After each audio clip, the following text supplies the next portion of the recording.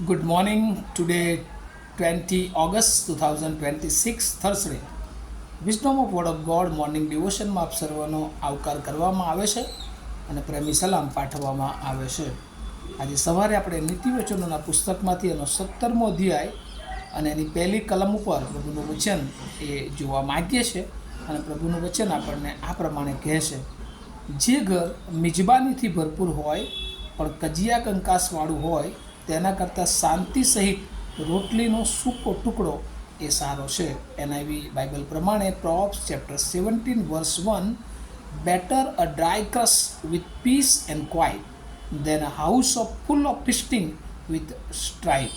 અને આ પ્રભુના વચનમાં આપણને ખાસ આજે સુલેમાન એ એના ફર્સ્ટ કલેક્શન 10મા અધ્યાયથી 22મા અધ્યાય સુધી ચેપ્ટર 10 to 20માં એ ખાસ જે નીતિવચનો સુલેમાનના ફર્સ્ટ કલેક્શનમાં આપણને શીખવે છે ને એમાં અત્યારે ખાસ કુટુંબ સંબંધી એ આપણને શિક્ષણ, વ્યવહારિક શિક્ષણ અને આત્મિક શિક્ષણ આપવામાં એ આવે છે. આ વર્ષે ખાસ કરીને અમારી મંડળીમાં જે કુટુંબ વર્ષ ઉજવીએ છીએ ને એમાં ખાસ કરીને જે મિશનલ કુટુંબો છે, કે જે દેવને ઓળખનારા કુટુંબો છે, દેવને સમર્પિત કુટુંબો છે, એ કુટુંબો આ પૃથ્વી પરની બધી વ્યવસ્થાઓ કરતાં દેવની સાથે રહેવામાં વધારે એ માન્ય પોતાના જીવનને એ ગણે છે. અને એવા કુટુંબમાં ઈશ્વર એ શાંતિ આપે છે. અને એટલે આજનું વચન જે જો આપણે જોઈએ ને થીમ તરીકે પીસ એન્ડ ઇટ્સ વેલ્યુ, અને એટલે કે શાંતિ અને તેનું મહત્ત્વ. જો જીવનમાં શાંતિ છે, કારણ કે આજે પૃથ્વી પર ઘણા બધા લોકો એટલા બધા સમૃદ્ધ છે, આ પૃથ્વી પરના બધા જ વાના છે, પણ એમના હૃદયમાં શાંતિ નથી. અને એ શાંતિની શોધમાં બહુ જુદી જુદી જગ્યાએ તેઓ પોતાના જીવનને એ લઈ જતા હોય છે, પણ તેમ છતાં એ એમનું એજ્યુકેશન, એમના નાણાં, એમની સમૃદ્ધિ એ એમને ખરી શાંતિ આપી શકતા નથી. પણ જે ખરી શાંતિ છે એ ઈસુ ખ્રિસ્તની ઓળખમાં છે, ઈશ્વરની સાથે રહેવામાં છે. અને એ શાંતિ એ ઈશ્વર એ બાઇબલમાં એના લોકો કે જેઓ જ્ઞાની ઓળખવામાં, જે પ્રભુની બીકમાં જીવન જીવે છે, જે પ્રભુના ભયમાં જીવન જીવે છે, એવા લોકોને માટે ઈશ્વર એ શાંતિ આપે છે. બાઇબલ કહે છે કે ગરીબ હોવું એ સારું છે, કારણ કે એમાં શાંતિનું જીવન છે ઘણી બધી વાર. પણ ઘણી બધી વાર ઘણું બધું હોય પણ તેમ છતાં સંતોષ ના હોય. આજના માણસને આપણે જોઈએ છીએ કે સંતોષ નથી, અને એટલા માટે એ વધારે દુઃખી થાય છે. અને કુટુંબ તરીકે જ્યારે આપણે પ્રભુમાં ઈશ્વરે આપણને સમર્પિત કરે છે, ત્યારે એ કુટુંબ કે જે ઓઇકોસ, કે જે ઘરમાં દેવની હાજરી એ બહુ જરૂરી છે. અને એટલા માટે દેવની હાજરીને માટે રોજ આપણે પ્રભુના વચનની સાથે બેસવું, પ્રાર્થના સંગતમાં બેસવું, કૌટુંબિક આત્મિક સંગત હોય એ પહેલી આપણી પ્રાયોરિટી છે. અને ત્યારબાદ જે કંઈ આપણા જીવનોમાં આપણે કરીએ એ ઈશ્વરની હાજરીમાં. અને પ્રભુ આ પૃથ્વી પર આપણા માટે પુષ્કળ એ આશીર્વાદો એ લઈને આવે છે, કારણ કે ઈશ્વરે આપણને જીવન આપ્યું છે. અને ઈશ્વર આપણી બધી જરૂરિયાતો બહુ પહેલાં, આપણે જે જરૂરિયાત આવે એ પહેલાં ઈશ્વરને ખબર હોય છે, ને એ જાણતા હોય છે. અને એટલા માટે આપણે બધી જરૂરિયાતો પ્રભુ પૂરી પાડનાર છે. પણ જો એ જરૂરિયાતોની સાથે સાથે આપણામાં અસંતોષ હોય તો આપણે એ શાંતિથી જીવન જીવી શકતા નથી. અને આજે આપણે જોઈએ છે ઘણા બધા કુટુંબોમાં કજિયા કંકાસ, ક્લેશના કારણે એ શૈતાનના ઘરો બનતા હોય છે. પણ પ્રભુનું વચન આપણને જે આજે સવારે શીખવવા માગે છે કે આપણા ઘરો એ શાંતિ, કારણ કે આપણો દેવ એ શાંતિનો સરદાર છે, શાંતિનો દૂત બનીને આપણા ઘરમાં જો હોય છે તો આપણે આપણા જીવનોમાં શાંતિ જોઈએ છે.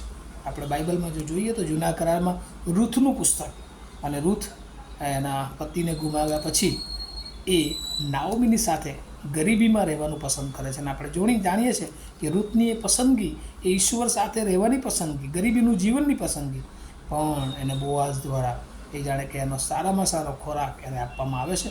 અને ત્યાર પછી આપણે જોઈએ છીએ કે એનું જીવન પ્રભુ કેટલું બધું આશીર્વાદિત કરે છે. અને એની પેઢીઓ જતાં એ પેઢીમાં ઈસુ ખ્રિસ્ત એ જન્મ લે છે. એટલે કેટલો મોટો આશીર્વાદ જ્યારે આપણે આ પૃથ્વી પરની બાબતોમાં એ પોતાના જીવનને લગતા દેવની જે શાંતિ છે એને આપણે પસંદ કરીએ છીએ. એટલા માટે આધીનતાનું કુટુંબ જે ઈશ્વરના જીવનમાં આગળ વધે છે, અને એ કુટુંબ એ આશીર્વાદિત કહે છે. કારણ કે પુનઃનિયમ એનો 12મો અધ્યાય એની 15મી કલમમાં પણ લખવામાં આવ્યું છે કે યહોવાના આશીર્વાદો એ ઈશ્વર પૂરા પાડે છે. ગીતશાસ્ત્ર 105માં પણ આપણે જોઈએ છે કે તે આપણા મોઢાઓને ઉત્તમ વાનાઓથી તૃપ્ત કરે છે. એટલે વાલાઓ, આજે સવારે પ્રભુ આ પૃથ્વી પર તમને મને જે કુટુંબ ઈશ્વરે આપ્યું છે, better a dry crust with peace and quiet than a house full of feasting with strife. એટલે જો કજિયા કંકાસવાળું ઘર હોય, મિજબાનીથી ભરપૂર હોય, કોઈ ખોટ ના હોય, પણ એ ઘર કરતાં શાંતિથી જે ઘરમાં હોય એમાં રોટલીનો સૂકો ટુકડો પણ મળતો હોય તો એ ઘરને ઈશ્વર એ પસંદ કરે છે, અને એ ઘર ઈશ્વરને એ માન આપનારું ઘર હોય છે, અને એ ઘરમાં ઈશ્વરનો હાથ, ઈશ્વરની હાજરીનો આપણે અનુભવ કરીએ છીએ. એટલા માટે આ પૃથ્વી પર ચોક્કસ આપણે ધનવાન હોઈએ, આપણી પાસે ઘણું બધું હોય, એમાં ખોટું નથી, પણ એ જે કંઈ ઈશ્વરે આપણને આપ્યું છે એમાં આપણે સંતોષ, પ્રભુ કે જે રોજની રોટલી ઈશ્વર એ પૂરી પાડનાર દેવ છે, અને એટલા માટે જે કંઈ મળ્યું છે એમાં સંતોષ સહિત શાંતિ ઘરમાં હોય, આપણા જીવનોમાં હૃદયમાં ઈશ્વરની શાંતિ હોય, એ જીવન પ્રભુ આપણા સર્વની પાસે ચાહે છે, અને એ જીવન જીવવા માટે આપણને સર્વને પ્રભુ એના પુષ્કળ આશીર્વાદો આપે અને આપણી દરેક જરૂરિયાતો પૂરી પાડે, રોજ આપણને પ્રભુ એનામાં ચલાવે, એ જ મારી શુભેચ્છા અને પ્રાર્થના છે. આવો આપણે પ્રાર્થના કરીએ. અમારા જીવતા અને પ્રેમાળ ઈશ્વર, શાંતિના દેવ તમે અમને મળ્યા છો.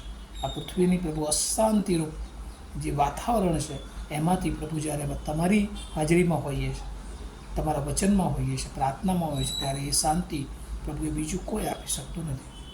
અમારા જીવનોને બનાવનાર ઈશ્વર છે. ઘણી બધી વાર અમારા જીવનોને માટે અમે ચિંતાઓ કરીએ, પણ પ્રભુ સગળું પૂરું પાડનાર ઈશ્વર એ તમે છો. સમયે સમયે પ્રભુ તમે અમને ઉત્તેજન આપો છો, તમે અમારી જરૂરિયાતોને પૂરી પાડો છો, અને એ જ વાતો સમજવાને માટે, તમારી આધીનતામાં જીવન જીવવાને માટે, તમારા પર આધારિત જીવન જીવવા માટે સર્વને તમે તૈયાર કરો, એવી પ્રાર્થના ઈસુ પ્રભુના નામમાં સાંભળો, તેનો સ્વીકાર કરો.